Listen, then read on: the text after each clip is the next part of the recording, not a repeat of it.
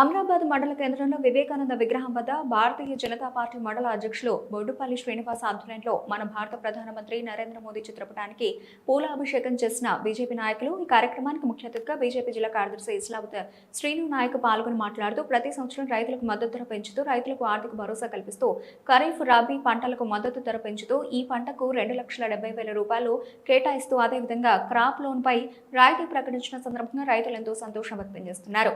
అదే మాదిరిగా మన తెలంగాణలో అత్యధికంగా సాగు చేస్తున్న పత్తి పంటకు క్వింటాలకు 589 రూపాయలు పెంచడంతో తెలంగాణ ప్రాంతాల్లో ఉన్న సన్న చిన్నకారు రైతులకు సాగునీరు వసతి లేని రైతులకు లబ్ధి చేకూరే విధంగా మన ప్రధానమంత్రి నరేంద్ర మోదీ తీసుకున్న నిర్ణయం తెలంగాణ రైతుల పక్షాన సంతోషం వ్యక్తం చేస్తున్నారు.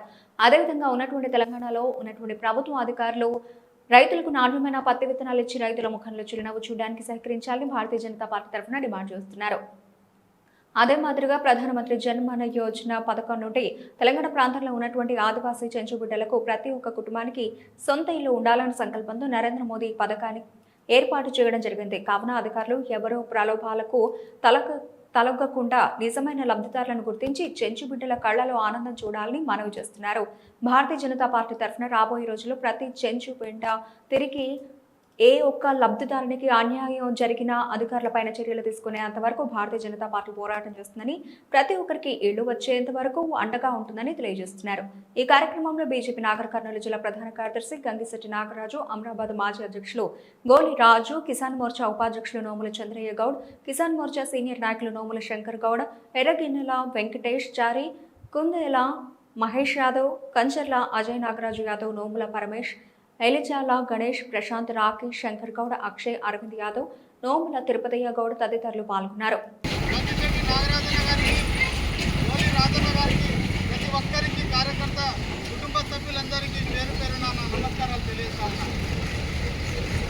దేశంలో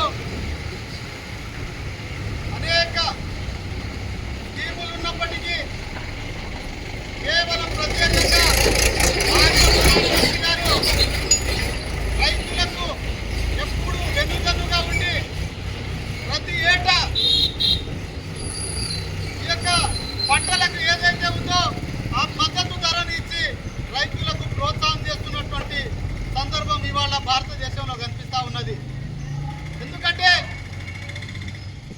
నరేంద్ర మోదీ గారు ప్రధానమంత్రి అయినాక నరేంద్ర మోదీ గారు ఈ దేశంలో ఒక వ్యవసాయానికి విప్లవాత్మకమైనటువంటి మార్పులు చేస్తున్నటువంటి ఈ సందర్భంలో ఇవాళ దేశంలో కూడా రైతులు చాలా ఆనందకరంగా వ్యవసాయం చేసుకోగలుగుతా ఉన్నారు.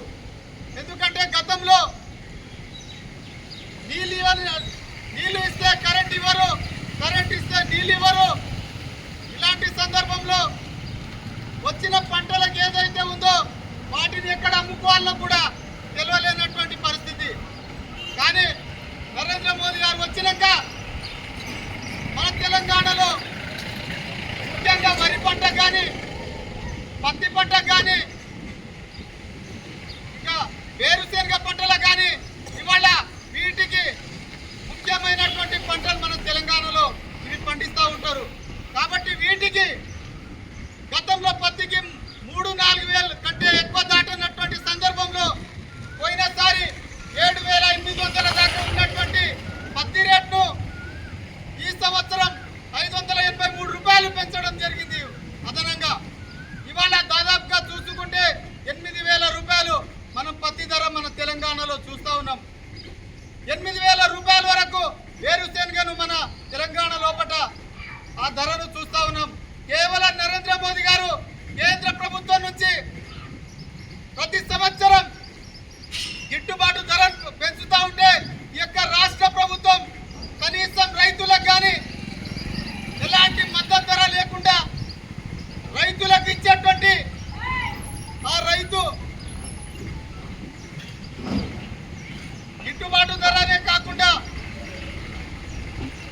రైతు బంధు కూడా ఈరోజు తెలంగాణలో నడపలేనటువంటి పరిస్థితి రేవంత్ రెడ్డి గారి ప్రభుత్వం.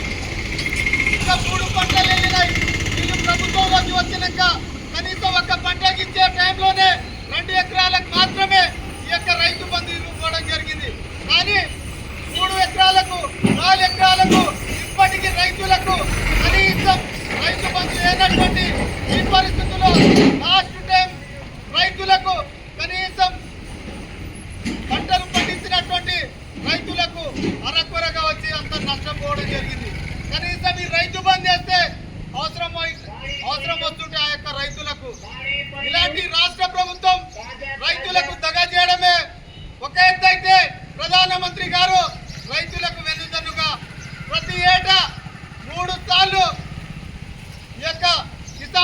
నిధి పథకం కింద 2,000 రూపాయలు ఇవ్వడం జరుగుతుంది.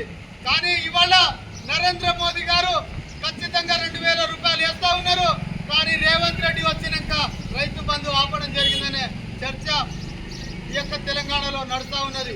ముఖ్యంగా ఈ యొక్క మన చెంచుపెంటలో మన అమ్రాబాద్ లింగాల చూసుకుంటే